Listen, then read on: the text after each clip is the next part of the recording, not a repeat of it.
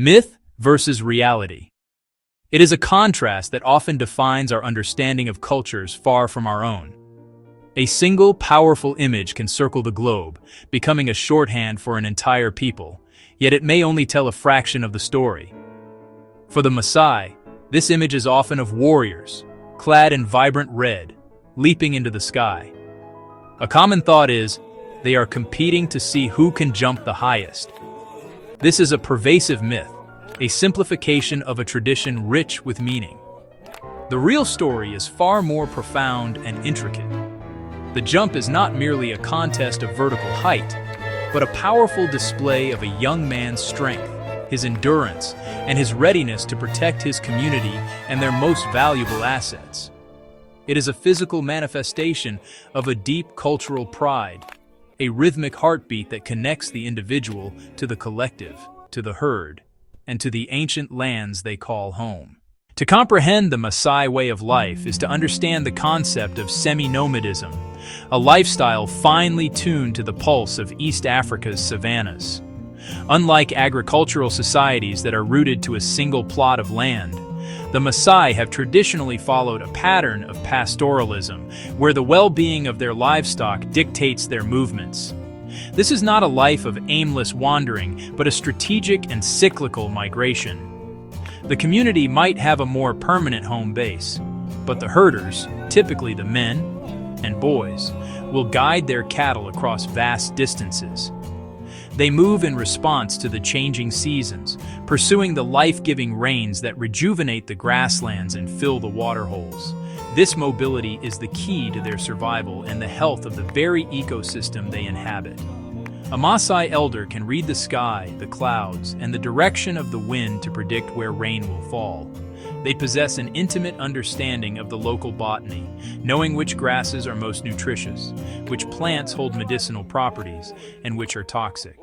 For the Maasai, cattle are not merely livestock, they are the very essence of life itself. Their relationship with their herds transcends simple economics and enters the realm of the sacred. According to Maasai tradition, their god Enkai gifted all the world's cattle to them at the dawn of time, making them the divine custodians of these animals. This belief underpins their entire worldview and social structure. A person's wealth is not measured in currency or land titles, but in the number and quality of the cattle they own. A large, healthy herd signifies prosperity, success, a high social standing within the community. A man without cattle is considered poor and without influence. They are the primary source of sustenance for the Maasai people. The daily diet is built around two main products from their cows, milk and blood. Milk, fresh or fermented, is a staple. Blood, drawn without killing the cow, is prized by warriors and elders. Meat is eaten too, but usually for weddings, initiation rites, and celebrations. Cattle are currency that formalize major life events. Bride price bonds families with mutual respect and support. The Adumu, the world-famous jumping dance, is far more than an athletic tourist attraction. A vital cultural ceremony steeped in tradition and social significance.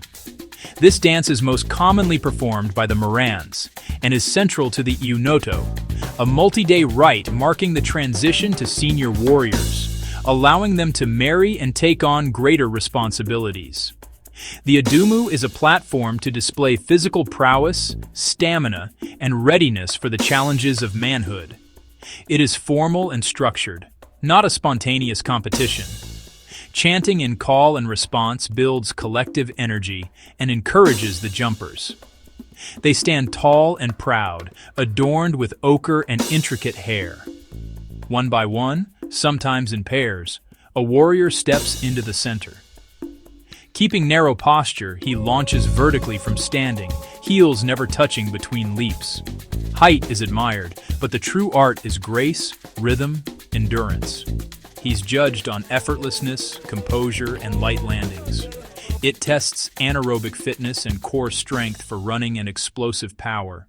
Daily life for the Maasai is governed by clear roles and a rhythm perfected over centuries. The homestead, a cluster of huts known as a manyatta or enkang, is the heart of the community. Settlements are typically circular, enclosed by a formidable acacia thorn fence for nighttime protection. Within, a corral holds cattle, with sheep and goats in enclosures. Its practical design, a clear line between home and wild land. Women exclusively build and maintain the homes, frames of poles woven with branches, plastered with mud, grass, and fresh cattle dung. The dung dries into a hard, waterproof seal against the elements. Inside, small and often windowless to conserve heat, a central fire pit provides cooking and warmth. Spaces are ingeniously divided for sleeping and storage. Their craft is a source of pride and well-being. Men and boys manage and protect livestock from dawn to dusk, progressing from calves and goats to the main herd as they grow. Warriors are defenders against predators and rivals. Elders govern grazing, ceremonies, and conflict resolution. Women handle domestic duties, milking, water and firewood collection, childcare. Their beadwork is a visual language, colors and patterns signaling age set, status, marriage, even children. A vibrant expression of identity and ceremony. The Maasai hold a relationship with their land that is profoundly intimate and deeply spiritual, you know. Not ownership with titles and fences, but custodianship and symbiosis. Land, sky, rain, and all living creatures are a sacred whole under Enkai. This view fostered sustainable coexistence for centuries. Semi-nomadism is a key conservation strategy. Moving herds prevents overgrazing, allowing grasses and vegetation to recover, supporting the wider ecosystem, including wild animals. Traditional ecological knowledge is vast, passed down generations. They are expert botanists, using leaves, roots, and bark to treat people and livestock. Wildlife behavior is both a threat and a health indicator. Certain birds can foretell rain. Strategic fire clears dead grass, stimulates new growth, and helps prevent larger wildfires. Certain trees are sacred and never cut. Water is managed communally with care. Traditionally, lions were hunted only when they threatened herds, a protector's right, not sport. Pastoral practices helped maintain open grasslands that support iconic migrations and biodiversity. The 21st century brings complex challenges that threaten their way of life. Chief among them, loss of land. Their system depended on free movement across vast territories. Now private farms, expanding towns, and protected areas crisscross ancestral paths. Restrictions spark conflicts over resources. Climate change worsens pressures. Rains less predictable, droughts more frequent. Grasslands wither, waterholes dry, and cattle perish. Economic pain and cultural trauma. A cash economy and education draw youth to cities, opening doors but shifting values. A generational gap in herding and medicinal knowledge grows.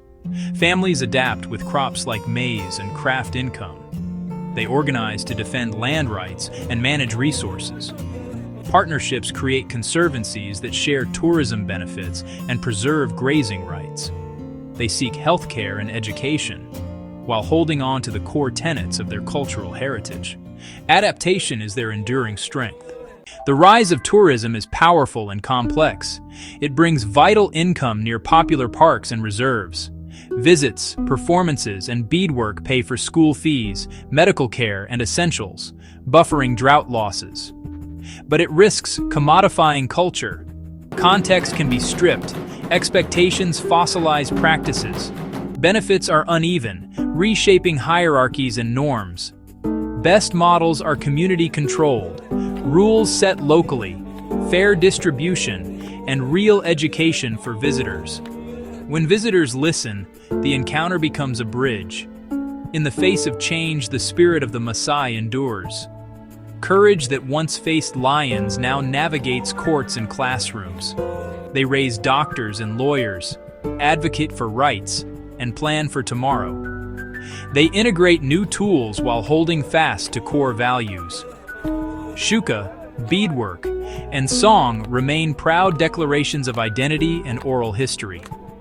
Knowledge flows across generations, an anchor and a compass. The Adumu is more than a leap. It's an affirmation of life and communal commitment. A culture that stands tall, proud, and hopeful.